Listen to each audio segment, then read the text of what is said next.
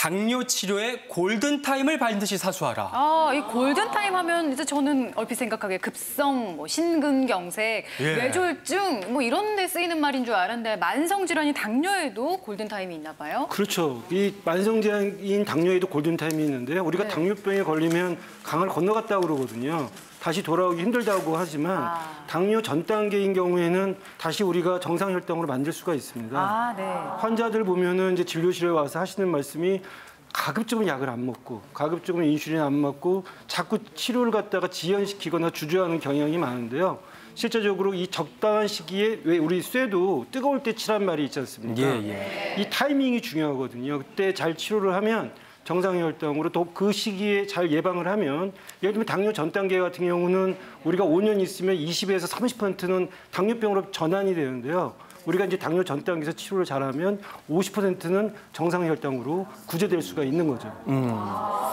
근데 당뇨가 당장 아프고 당장 괴로운 게 아니니까 이거를 그 골든타임 놓치시는 분들이 많을 것 같아요, 선생님. 예, 전 단계는 차지하고라도 당뇨병으로 이미 진단된 환자분들도 저희가 속이 좀 상합니다. 그래서 이미 당뇨가 걸렸는데도 모르고 계신 분이 전체 당뇨병 환자의 40%나 돼요. 상당히 높네요. 예, 당뇨병으로 진단을 받았어요. 그럼 병원에 가서 열심히 치료를 해야 되는데 1년 동안 끊지 않고 자기의 투약을 잘 관리하시는 분이 반밖에 되질 않습니다. 더 심각한 것은 병원을 다니고 열심히 한다고 하는데 우리가 합병증을 예방할 수 있는 수준까지 도달하는 분은 25%밖에 되지 않아요. 이 정말 가슴이 아픈 일이죠. 저희가 의사로서도 정말 창피하고 또 하나는 이제 당뇨병 환자분들은 고지혈증과 고혈압을 같이 동반하게 됩니다. 이 세 가지가 큰 혈관 합병증의 주된 원인이기 때문에 세 가지 치료의 목표를 다 달성해야 되는데 세 가지 목표를 다 달성하는 분이 전체 환자의 10%밖에 되지 않아요. 이건 정말로 큰 일입니다. 여기에 대해서는 우리가 자각하고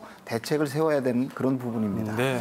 지금 이제 말씀을 듣고 보니까 우리나라 사람들은 그 당뇨를 쉽게 아주 그냥 만만하게 생각하시는 분 많이 계신 것 같아요. 제 주변에도 그런 분이 많이 계세요. 당뇨 진단을 받았으면 일단 제일 중요한 것은 처방대로 담배도 끊어야 되고 단 것도 끊어야 되는데 여전히 담배도 피우고 단 것도 많이 드시더라고요.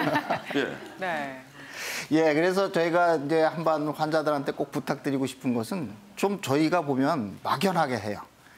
그냥 좋게 하면 되는 거 아니야? 좀 덜 먹으면 되나? 운동 좀 해보지. 근데 그걸 3개월, 1년 유지하시는 분이 없어요. 그러니까 제일 중요한 것은 명확한 목표를 설정해야 된다. 내 6개월 내에 담배 끊는다. 안 하던 운동을 하루에 1시간 정도는 할 수 있도록 내가 환경을 만들어서 한다.